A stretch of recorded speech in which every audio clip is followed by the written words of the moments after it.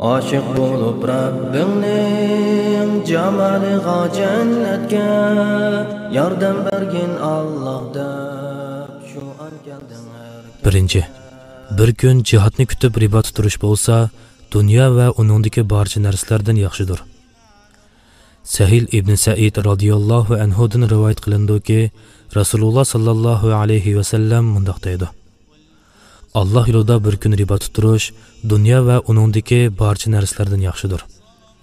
Biringlarning jannatdagi bir tal qamchi maqtarchilik o'rni dunyo va uningdagi barcha narsalardan yaxshidir.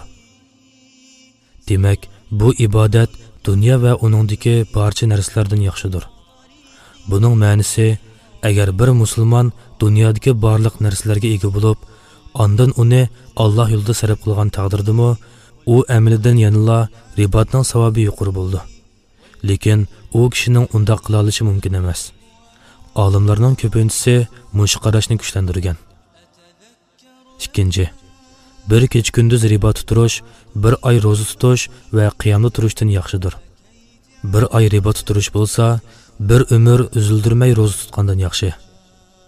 Salman Faris radhiyallohu anhu dan rivoyat qilindiki, Rasululloh sallallohu alayhi va sallam mundaq degan: bir kecha kunduz ribat turish, bir oy kunduzi ro'za tutish va kechasi qiyomda turishdan yaxshi. Agar u ribatda vafot topsa, uningga qilib kelayotgan yaxshi amallarining savobi davomli yozilib turdi. Jannatdan rizq yetib turdi. Hamda qabri fitnasidan xotirjam bo'ldi. Abu Darda radhiyallohu anhu dan rivoyat qilindiki, Rasululloh sallallohu alayhi va sallam mundaq degan: bir oy ribat turish, bir umr ro'za tutishdan yaxshidir. Kimki Alloh yo'lida ribat turib vafot topsa, qiyomat kunidagi cho'ng qo'rqinishdan xotirjam bo'ldi. Uningga jannatdan rizq yetib turdi. Toki Alloh taolo uni qayta tirildirganga qadar ribatda turg'uchining ajri uningga davomli yozilib turdi. Uchinchi, ribatda turg'uchidan boshqa kishilar vafot bo'lsa, uning amali to'xtab qoldi. Ammo ribatda turg'uchi ribat maydonida vafot bo'lsa, uningga ribat va uningdan boshqa salih amallarning ajri ta qiyomat kunigacha to'xtamay yozilib turdi.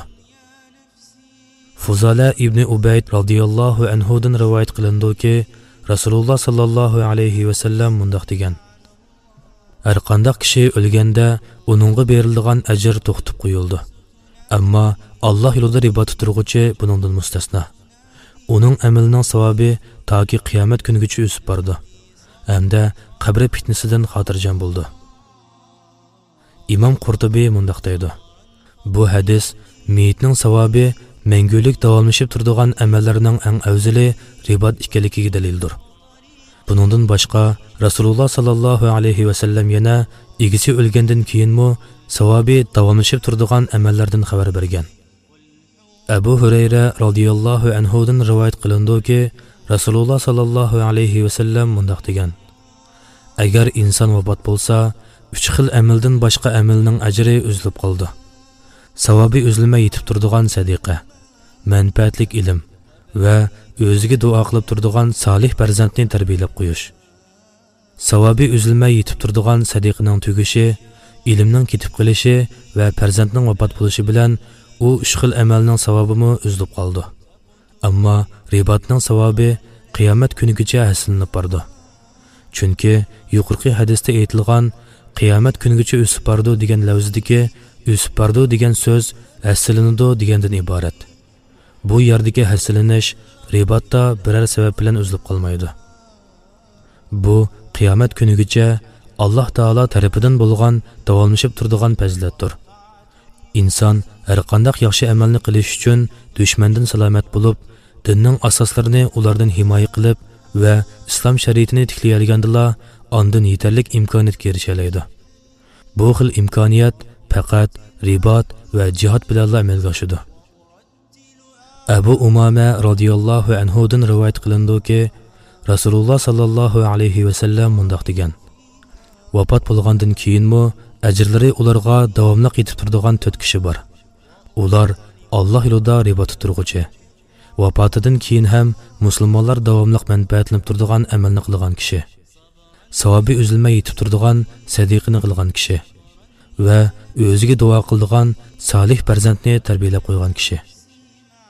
Ubada ibn Samit radhiyallohu anhu mundaq deydi: Ribatda turg'uchidan boshqa har qanday kishi jon taslim qilishdan ilgari o'zining oxiratdagi o'rnini ko'rdi. Murabit agar u jon taslim qilishdan ilgari ribatda turgan bo'lsa, uning ajri u vafot topgandan keyinmi davomlashib turdi. Ubadaning so'zi to'g'ri. Chunki o'likning amali hayotining oxirgi nafsi bilan tugaydi-da, o'z o'rnining jannat yoki do'zaxda ekanligini ko'rdi. Ammo ribatda turg'uchi Allohning dargohidagi o'zining o'rnini ko'rmaydi. Chunki uning amali uning hayotining oxirlashi bilan tugamaydi. Uning ajri qiyomat kunigacha hasillanib ko'payib bordi. Ribatda turg'uchining ajri nim bilan oxirlashadiganligi va oxiratdagi darajasining qanchalik bo'lganligini Alloh taoladan boshqa hech kim bilmaydi. Ribatda turg'uchi jon uzganda katta xursandchilikni ko'rdi. U o'z darajasini qiyomat kunigacha uning chekiga yetkazib bo'lmaydigan darajadagi egizlikni ko'rdi.